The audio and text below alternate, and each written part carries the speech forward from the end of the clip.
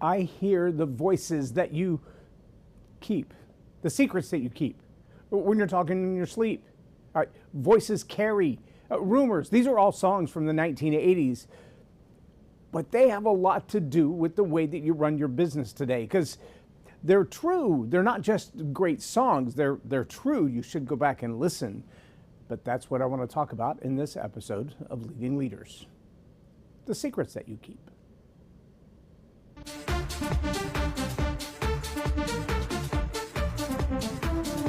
Think storytelling's just for bedtime? Nah, it's the secret sauce for business magic. Stuck in a rut with bland pitches and yawning clients? Enter Boost Your Business with StoryPower. 6 weeks of epic storytelling training. It's like leveling up in a video game but for your career. Master the art of narrative and watch connections blossom like a viral TikTok.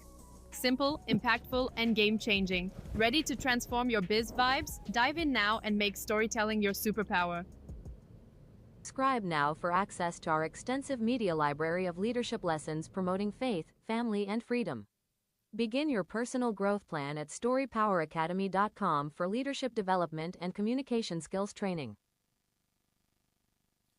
I'm Loren Norris with Leading Leaders Podcast, and I can tell you there were days when the words that were whispered around the workplace were not picked up on office cameras. You know, the little tiny Wi-Fi eyeballs that hide in the corner and everybody's listening.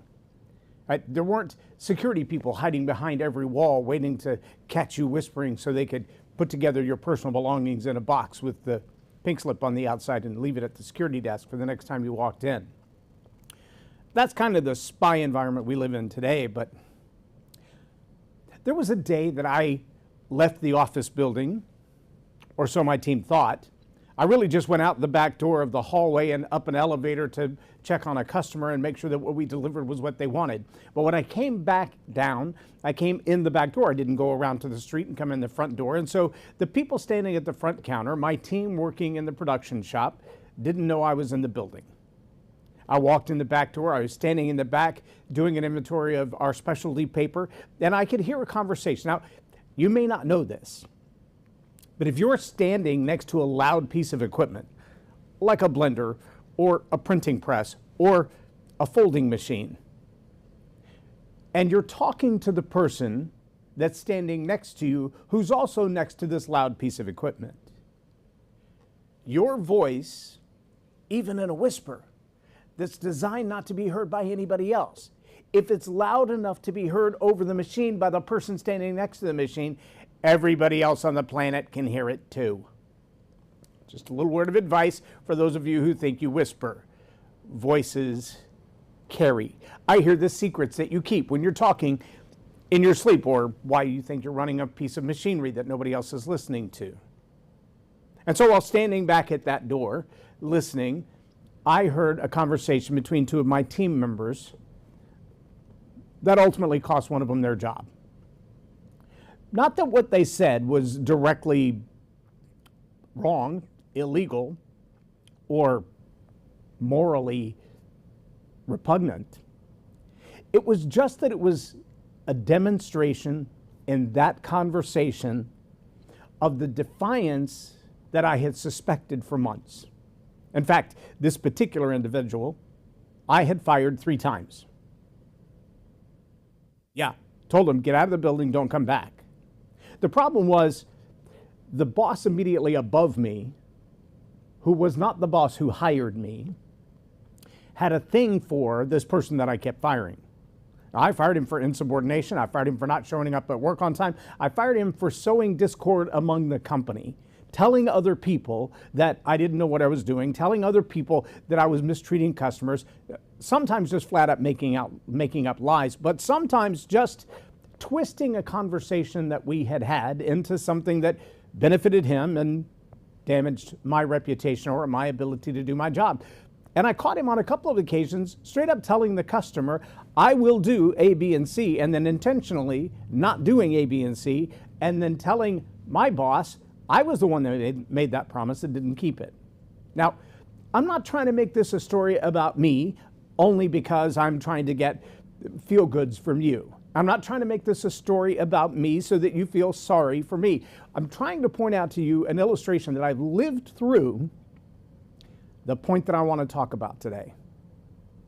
You might think that because you have good conversation with people face to face, your team members, your customers, those that you lead, and those that you answer to, your board members, stakeholders, shareholders, you have good conversations with them face to face. But what you forget is it's often the words that are said behind your back that destroy you. It's the words that they say to one another that become the culture of your workplace.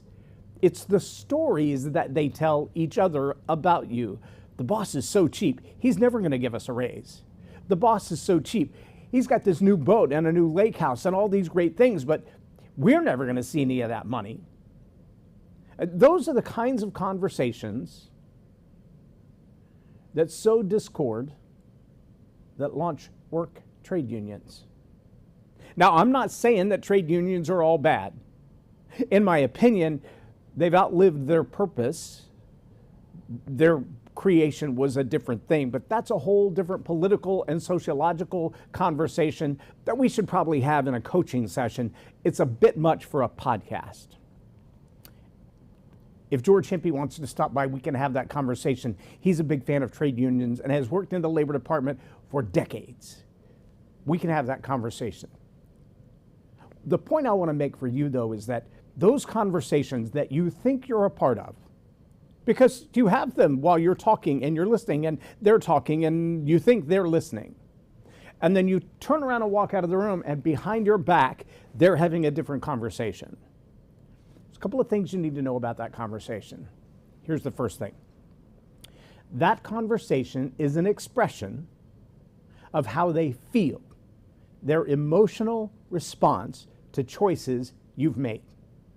If you're the boss, if you're the manager, if you're the leader, if you're the decision maker, if you decide who works and who's off, who gets the time for longer breaks, who gets a little bit of extra cushion, if you will, on, well, they were supposed to take a 15-minute break. It's been 45, but they'll be back in a minute. Don't think that goes unnoticed. Whether that's nepotism or favoritism, or just a weakness that you have for that individual, or you're just lackadaisical. Whatever causes you to show special privilege to one person or group of people and not to others, that's a leadership problem. It's a decision-making problem on your part as a leader. But it's more than that. It's a seed that's going to come back as a fruit. And that seed looks like disgruntled employees. And that fruit looks like an emotional response to the choices you make. Now, maybe you've had somebody in your workplace that's been triggered. You say something and they have a complete meltdown. You say something, they get completely angry. You say something and you think, I've said the same thing like 10,000 times. How can it be that big a deal today? I was recently having a conversation with someone. They said, I told so-and-so, I'm not losing any sleep over it. And you would have thought it was the end of the world. Okay, I get it that I'm not losing any sleep over it. It's not that big a deal to me. I don't see that issue through the lens that you see that issue through. I'm not saying I don't care, but I don't. What happened, the event, the phrase, the incident, it doesn't impact me at all. Whatever happened in your world that makes that a big deal, I'm sorry for that, but I'm not losing any sleep over it. Okay, that's pretty innocuous. But when the person responding to that responds like a lion with a thorn in their paw, they need a mouse around to pull it out. They need somebody who's not going to be threatening, somebody who's going to be helpless, or so it seems, and somebody who's going to just deal with a little bit of pain so they can move on with their life. These seem like, I'm the boss, I don't have time for that nonsense kind of issues. To a large degree, they are. And until your organization is big enough to have an HR team where someone can field a complaint and manage it through a systematized process that's EEO approved, That job is yours. Sorry, boss. That's your job. It is partially your job as the leader, as the manager, as the supervisor, to be responsible for how people feel when you cause their feeling. That's a gigantic parenthesis at the end of that statement. You're not responsible for their emotional instability. You're not responsible for the drama going on in their life. You're not responsible for the things they should be checking at the door, but they bring them in anyway. You're not responsible for those things, but you are responsible for what you say, what you do that's careless. And the result of that seed that you plant in their emotions, that frustration, that anger, that disappointment, that jealousy, those little emotional tidbits, those little seeds that you're planting, they become dialogue. Mm-hmm.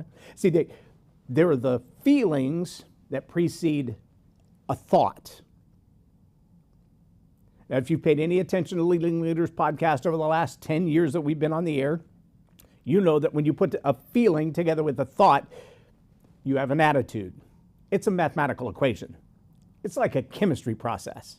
If you have one of these and you add one of these, you get one of those. If you have some H and you add some two O's, then you've got two H's and an O, you've got some water. H's and O's together make water. Feelings and thoughts together make attitude. Now, if the feeling that you've stirred up in someone is a little bit of jealousy, a little bit of rage, a little bit of entitlement, a little bit of frustration, and they're thinking to themselves, the source of their frustration is your policy, your procedure, your pay scale, your management of time off, vacations, break times, that kind of stuff.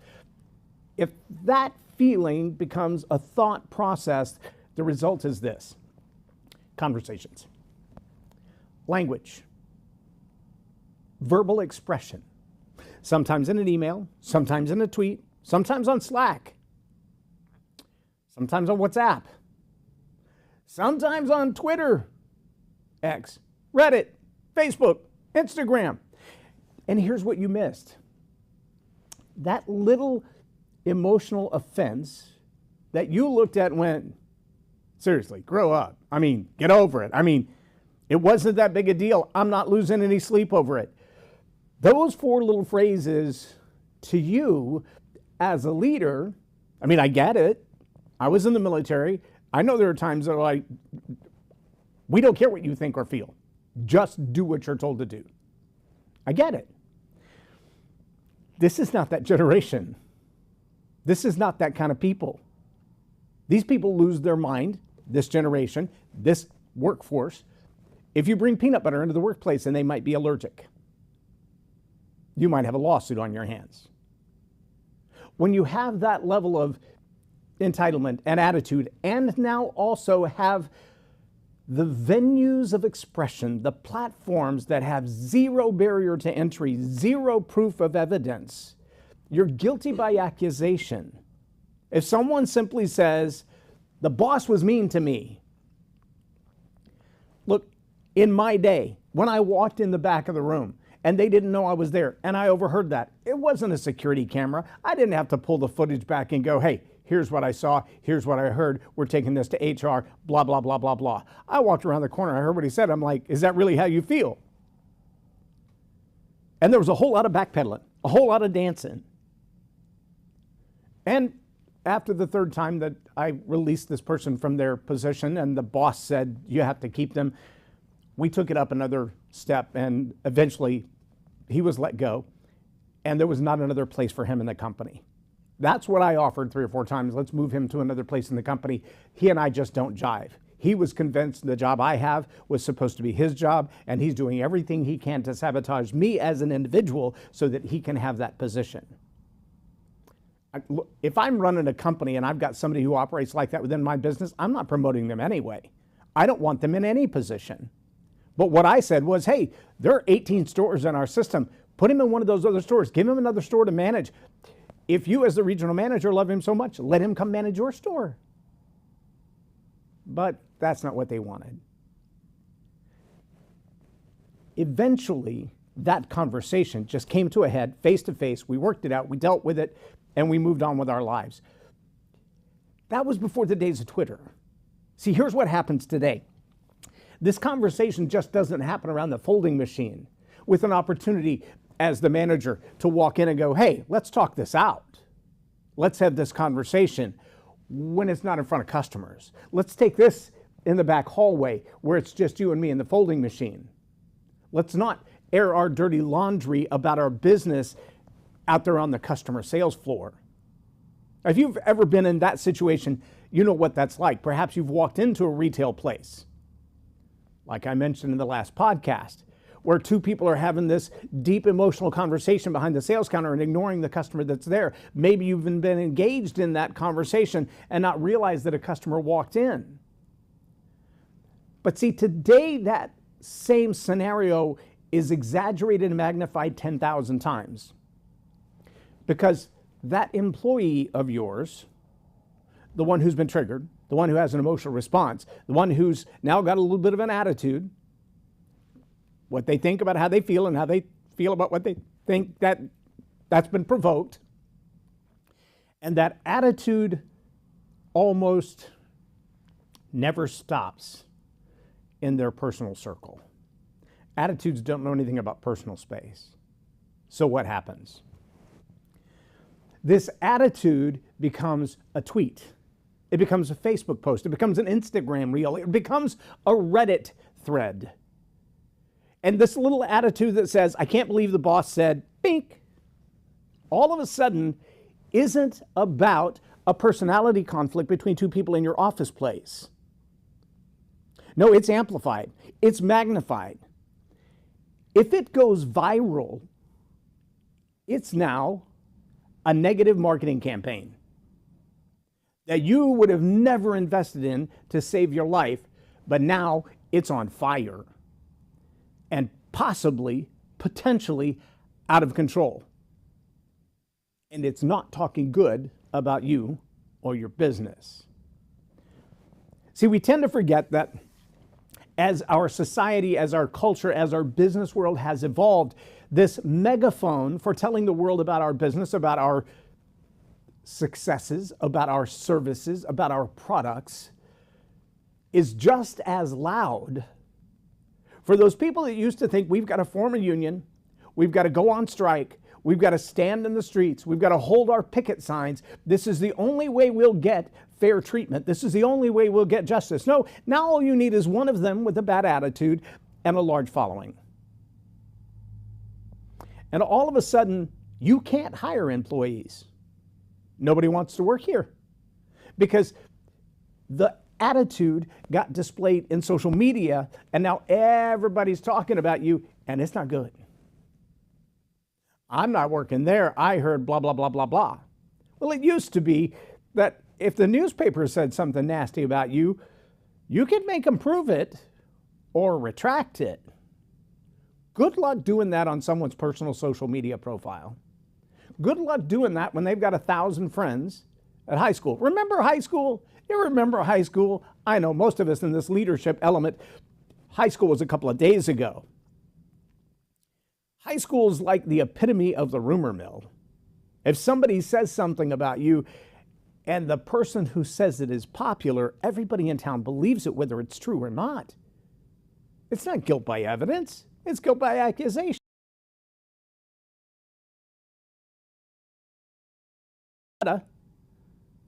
And you've got a major issue to deal with. So ask the question, who's engineering the attitude in your office when you're not? If you're not in the room, if you're not paying close attention to the conversations that are being had, if you're not meticulous about the way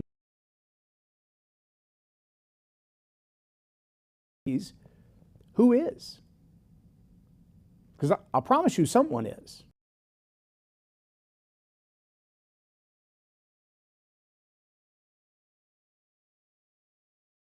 Ideology,